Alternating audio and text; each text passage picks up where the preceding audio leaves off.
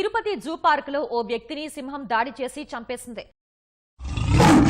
ఒక 2 years back 3 years back ఎవరో ఒకరు ఎన్క్లోజర్ లో జంప్ చేసి సో జస్ట్ డిఫెన్స్ కోసం పట్టుకుంది నెట్. ఓకే. సో ఈ మామూలు టైగర్స్ కి వైట్ టైగర్స్ కి డిఫరెన్స్ ఏంటి? ఇది 1 in 10,000 పాపులేషన్ లో వైట్ టైగర్ ఆ కాంబినేషన్ లో రావచ్చు అని చెప్తారు జెనెటికలీ. లూసిస్టిక్ అనే ఒక రెసెసివ్ జీన్ వల్ల ఇలాగా పుడతాయి అన్నమాట. సో ఆ జీన్ ని సేవ్ చేసుకుని టు ఎడ్యుకేట్ జూస్ మన ఇండియన్ జూస్ లో ఇలాగా ఇన్బ్రీడింగ్ అనేది చేస్తున్నాం అన్నమాట. ఓకే. వీటికి డిఫరెన్స్ వచ్చేసరికి వైట్ టైగర్ కి బ్లూ ఐస్ ఉంటాయి, బెంగాల్ టైగర్ కి నార్మల్. యాజ్ ఏ ఫారెస్ట్ మినిస్టర్గా డిప్యూటీ సీఎం పవన్ కళ్యాణ్ గారి రోల్ ఎలా ఉంది సార్? తనని అడిగి ఆశతో తీసుకున్నాను నేను. సార్ ఆ వైల్డ్ లైఫ్కి ఏదో చేయాలి, ప్రజలకు దీని ద్వారా చేయాలి అన్న ఉద్దేశంలోనే అతనే అడిగి తీసుకున్నారని చెప్పారు.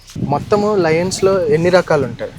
India is the only country which has both Lions and tigers. Only అది కూడా గుజరాత్లోని గిర్ ఫారెస్ట్లో మాత్రమే ఉన్నాయి ఏషియాటిక్ లయన్స్. అక్కడ తప్ప ఆ పర్టికులర్ ఫారెస్ట్లో తప్ప ఏషియాటిక్ లయన్స్ ఇంకెక్కడా లేవు. Sir lion safari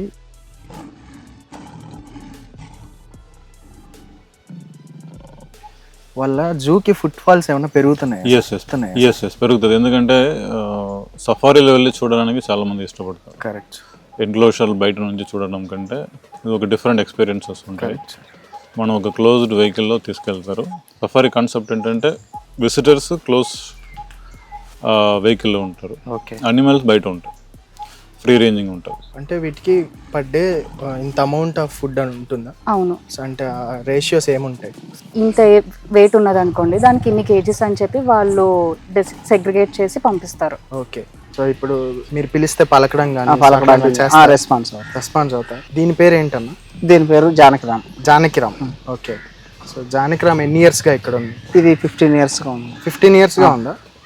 okay. వీటికి డైట్ ఎలా ఉంటుంది సార్? అంటే అనిమల్స్ని ఏమన్నా వదులుతారా లేదా?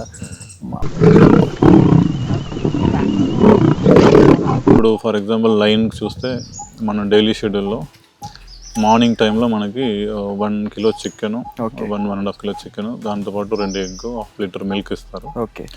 ఈవినింగ్ టైంలో బీఫ్ మనకి 4 to 5 kilo బీఫ్ ఇవ్వడం జరుగుతుంది. రెగ్యులర్గా అంటే లాస్ట్ 20 yearsతో పోల్చుకుంటే ఇప్పుడు ఈ లెపర్డ్ సైటింగ్ తిరుపతిలో చాలా ఎక్కువ అయిపోయింది సార్. అంటే రోడ్స్ మీదకి వచ్చి అటాక్ చేసే ఇన్సిడెంట్స్ కూడా 2-3 వీడియోస్ వచ్చాయి.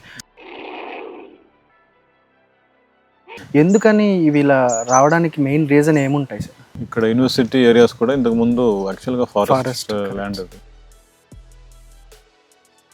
అంటే ఇప్పుడు ఫిట్గా ఉన్న అనిమల్స్ ఒకవేళ అది హ్యూమన్ బ్లడ్ని టేస్ట్ చేస్తే మళ్ళీ దాన్ని వదిలేస్తారా లేదా? యాక్సిడెంటలీ అటాక్ చేసింది, it is not a man eater అని డిక్లేర్ చేయలేదు. అలాంటి ఉన్నప్పుడు ఎగ్జామిన్ చేసి మనం మళ్ళీ రిలీజ్ చేయొచ్చు. ఓకే. తిరుపతిలో చూసుకుంటే చాలా ట్రెక్కింగ్ క్లబ్స్ ఉన్నాయి కదా సార్. అవును. వాళ్ళతో టైఅప్ అయ్యే ఛాన్స్ ఉంటుందా లేదంటే ఇది ఓన్లీ గవర్నమెంటే నడిపిస్తుందా సార్? కర్ణాటకలో ఒక ఇన్సిడెంట్ జరిగింది సార్. ఒక ట్రెక్కింగ్ గ్రూప్స్ పర్మిషన్ లేకుండా వెళ్ళారు. ఓకే. ఒక 3 members మిస్ అయ్యారు. దే లాస్ట్ ద రూట్, వాళ్ళకి తెలియలేదు. ఇప్పుడు వెంకన్న అనే ఏనుగు మస్తులో ఉంది. అది ఆ మస్తు సీజన్లో ఎవరిని దగ్గరికి రాని. ఇప్పుడు డే అంతా వీటితో టైం స్పెండ్ చేసి వెళ్తారు కదా, సో ఇంటికి వెళ్ళినప్పుడు మీకు ఇవి గుర్తొస్తాయా? గుర్తు వస్తాయి. హెల్త్ బాగాలేకపోతే ఇంకా గుర్తు వస్తాయి.